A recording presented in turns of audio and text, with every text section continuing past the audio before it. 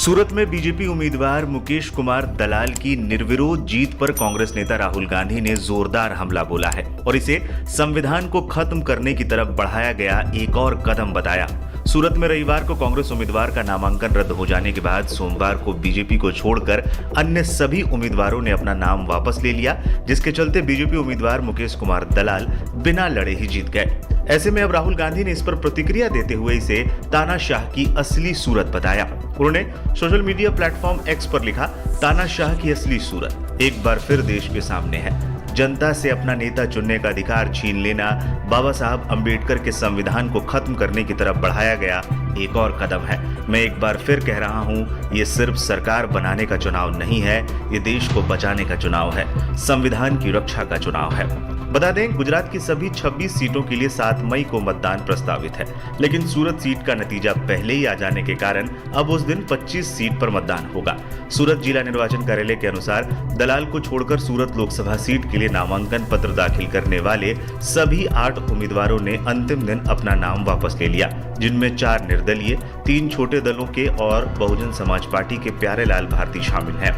आपको ये भी बता दें कि रविवार को निर्वाचन अधिकारी ने सूरत सीट से कांग्रेस उम्मीदवार नीलेश कुंभानी का नामांकन प्रस्तावकों के हस्ताक्षर में प्रथम दृष्टया विसंगति होने के बाद रद्द कर दिया।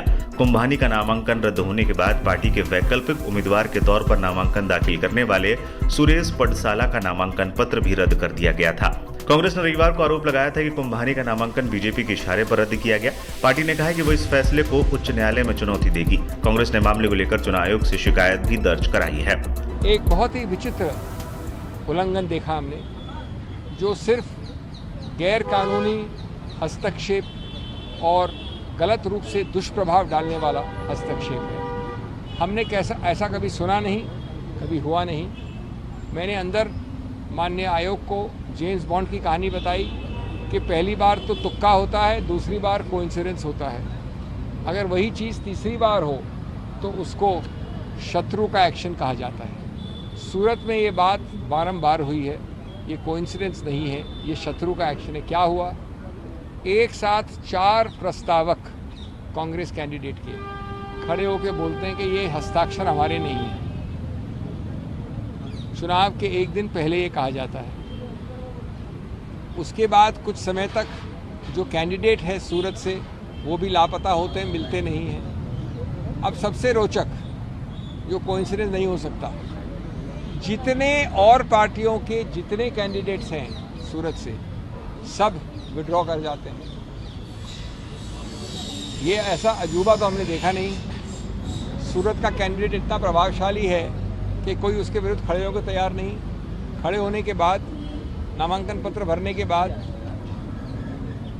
तो इसलिए हमने कहा है चुनाव आयोग से कि ये आपने चुनाव के धरातल को नॉन लेवल प्लेइंग फील्ड बना दिया है, समतल ज़मीन नहीं छोड़ी है।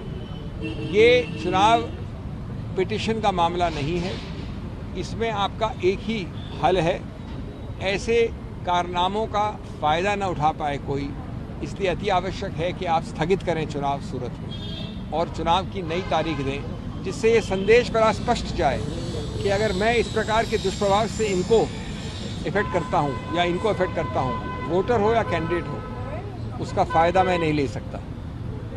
इसलिए इस चुनाव को स्थगित करने की हमने मांग की। बता दें, इससे पहले बीजेपी की गुजरात इकाई के अध्यक्ष CR पाटिल ने सोमवार को सोशल मीडिया मंच एक्स पर पोस्ट करते हुए लिखा, सूरत ने प्रधानमंत्री नरेंद्र मोदी को पहला कमल भेंट किया है। मैं सूरत लोकसभा सीट से अपने उम्मीदवार मुकेश दलाल को निर्विरोध निर्वाचित होने पर बधाई देता हूं। बता दें, 2019 के लोकसभा चुनाव के दौरान बीजेपी ने गुजरात की सभी 26 सीटों पर जीत हासिल की थी। आज मुझे निर्विवादित विजय घोषित किया गया है तो गुजरात में और देश में पहला कमल खिला है और ये मैं कमल आदरणीय वडाप्रधान श्री नरेंद्र भाई मोदी साहब के चरण कमलों में अर्पण करता हूं।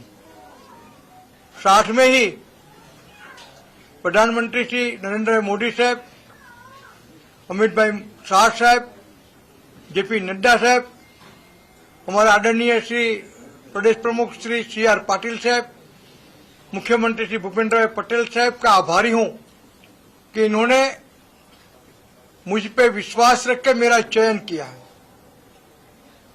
आज मुझे जो निर्विवादित विजय घोषित किया गया है वो इंडिकेट कर रहा है कि पूरे भारत देश में मोदी साहब ने जो 400 पार का लक्ष्यांक रखा है वो दिशा में पहला कदम है और भारतीय जनता पार्टी एनडीए निश्चितपणे ये लक्ष्यांक सिद्ध करेगा और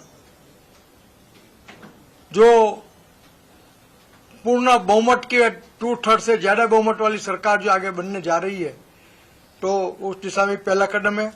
आभार, धन्यवाद।